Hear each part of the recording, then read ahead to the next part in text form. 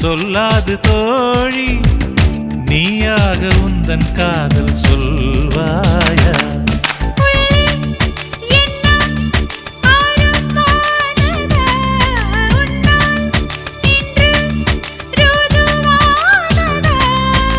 நான் அதை சோதிக்கும் நாள் வந்தது.